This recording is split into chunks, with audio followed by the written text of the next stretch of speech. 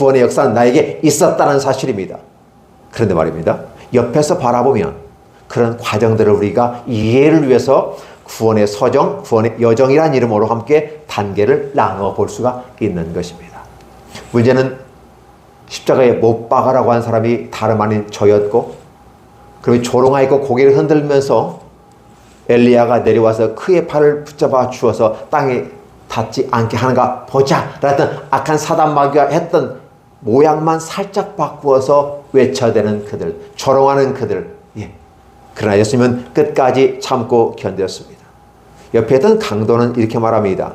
당신이 하나님의 아들이라면 내려와서 너도 구원할 뿐만 아니라 함께 못 박혀있는 동료로서, 죄인으로서 나도 구원해줘라는 한 가닥 희망을 가져보았음직도 한 것입니다. 그러나 주님께서는 자신의 길을 걸어왔고 마지막 그 길을 걸어서 구원의 완성을 이루어야 됐기 때문에 결코 십자가에 내려오지 않았습니다. 여러분 기억해 주세요. 예수님께서는 이렇게 말씀하십니다. 내가 12영이나 더 되는 군사를 보내어서 저들을 제압할 수 없는 줄로 아느냐? 능히 할 수 있느니라. 그러나 모든 것이 가하지만 모든 것이 가하지 않는 것은 하나님의 나라와 영광을 위해서 가능하다 할지라도 절제하고 희생하고 남용하지 않는 것이 진정한 하나님 나라의 일꾼으로서 할 일이라고 주님은 우리에게 일러주십니다. 주님은 12영이나 더 군사력을 하늘의 천군 천사를 통해서 얼마든지 제압해버릴 수 있습니다. 18만이 넘는 군사들을 제압하신 하나님을 기억하십니까? 구약에서 말입니다. 이런 것들을 능히 하실 수 있는 하나님이시.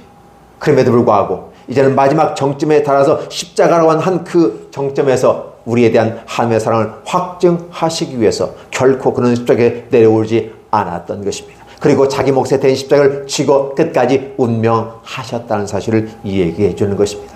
이 뒷부분에 기록된 이 사건들은 단순하게 기록된 사건이 아니라 바로 주님의 이 험난한 구원의 여정 속에서 친히 중간 지점에서 중간 테스트를 마치고 난 다음에 주는 그리스도시요 살아계신 하나님의 아들입니다. 비로소 베드로가 그리스도라는 말을 쓰게 되고 그리스도는 십자가에 못 박혀 죽으셔야 되는, 그렇죠, 세 가지 기능을 감당하시는 분이라는 사실을 입증하면서 예수님 십자가에 죽으셔야 된다는 사실을 비로소 알려주고 세 번의 공지를 통해서 내가 십자가에 못 박혀 죽고 다시 부활하여 살아나서 너희들보다 먼저 갈릴리에 가 있을 것이다 라고 얘기해주는 이 사건들, 결국은 이런 일련의 과정들을 다 겪어야만 되는 것이고, 그리고 구원의 모습으로 내가 갈릴리에 있는 그 모습을 너희가 보면서 내가 말한 것들이 다 그대로 이루어진다는 사실이고 하나님의 나라의 구원이 이루어졌다는 사실을 얘기하면서 부활하신 예수 그리스도를